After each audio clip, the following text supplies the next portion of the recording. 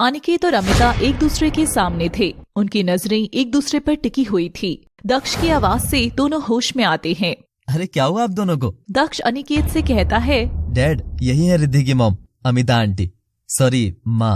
अनिकेत हैरानी से दक्ष की तरफ देखने लगता है और उसे सवालिया नजरों से पूछता है, माँ?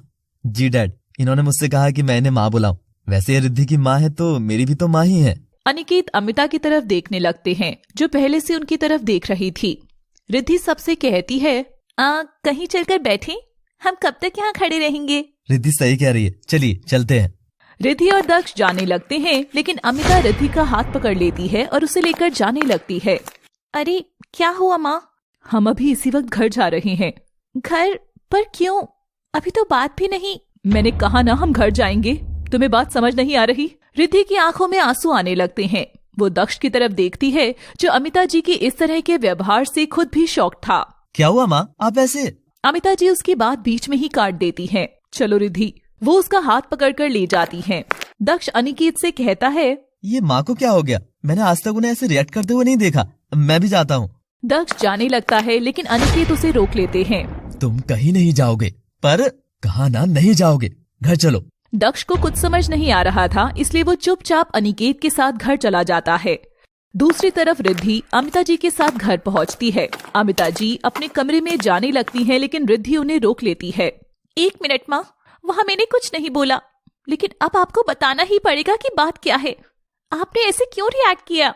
मैं तुम्हारे किसी भी सवाल का जवाब देना जरूरी नहीं समझती। नहीं माँ, आपको देना पड़ेगा। अरे आप तो खुद दक्ष के पापा से मिलना चाहती थी, तो फिर उनसे मिलने पर ऐसा क्या हो गया जो आप ऐसे बिहेव कर रही हैं? मैंने कहा ना, मैं तुम्हारे किसी भी सवाल का जवाब देना जरूरी नहीं समझती। और एक बात, आज के बाद तुम दक्ष से नहीं मिलोगी। क्या? ये आप? मुझे जो कहना था मैं कह चुकी हूँ। इससे ज्यादा ना तो मुझे कुछ कहना है और ना ही सुनना है। वो ये कहकर अपने कमरे में चली जाती है। रिद्धि भी उनके पीछे जाती है, पर वो दरवाजा अंदर से लॉक कर लेती है। माँ, आप ऐसा क्यों कर रही हैं? प्लीज दरवाजा खोलिए, मुझे बात करनी है आपसे। उधर दक्ष अनिकेत के साथ घर पहुंचता है। अनिकेत अपने रूम में जाने लगते हैं, लेकिन दक्ष उन्हें रोक लेता है। डैड आपको बताना पड़ेगा कि क्या बात है। मैं कब से आपसे पूछ रहा हूँ, पर आप जवाब ही नहीं दे रहे।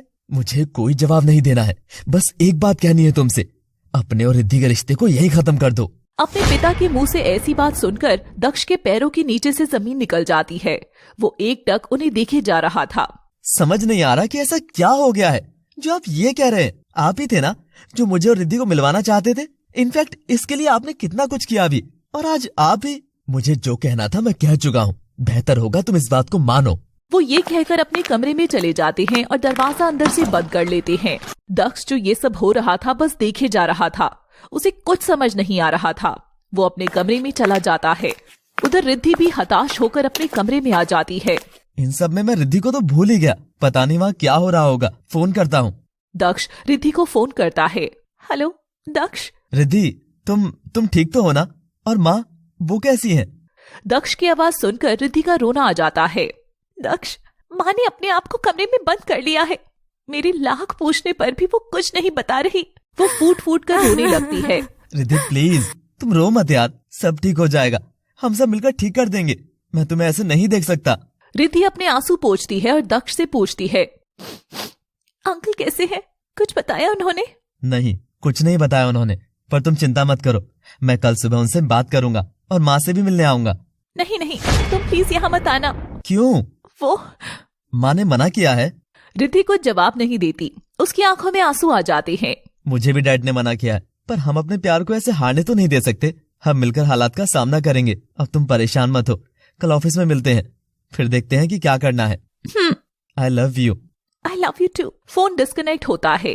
तू सफर मेरा है, तू ही मेरी मंजिल, तेरे बिना गुजारा ए दिल है मुश्किल। तू मेरा खुदा, तू ही दुआ में शामिल, तेरे बिना गुजारा ए दिल है मुश्किल। अगले दिन रिद्धि जल्दी जल्दी तैयार होकर ऑफिस के लिए निकलने लगती है कि तभी अमिता जी आ जाती हैं। कहाँ जा रही हो? ऑफिस। कहीं नहीं जाना है। फोन करके मिस्टर भाटिया को इन्फॉर्म कर दो कि तुम रिजाइन कर रही हो। रिजाइन? हाँ, अब तुम वहाँ काम नहीं करोगी। लेकिन मुझे जो कहना था मैं कह चुकी हूँ। रिद्धि रोते हुए अपने कमरे में चली जाती है। वो अपने बेड पर लेट जाती है और फूट फूट कर रोने लगती है। तभी दक्ष का फोन आता है। रिद्धि कहाँ हो तुम? मैं कब से तुम्हारा वेट कर रहा हूँ। मैं नहीं आऊंगी दक्ष, माँ ने साफ मना कर दिया है। और क्या? मुझे रिजाइन करने को भी कहा है। बस बहुत हो गया, आज मैं तुमसे मिलकर रहूंगा किसी भी हाल में। परवर कुछ नहीं, रात में मैं तुम्हारे घर के बाहर आकर तुम्हें फोन करूंगा, बस तुम आ जाना बाहर। ठीक है। रात के 8 बज रहे थे। अनिकेत दक्ष के केबिन में आते हैं। घर चले? नहीं डैड, मैं भी रुकूंगा थोड़ी देर। कुछ इम्पोर्टेंट काम है मुझे। एक्चुअली ऑडिशंस शॉर्टलिस्ट करने हैं मुझे। कल कर लेना।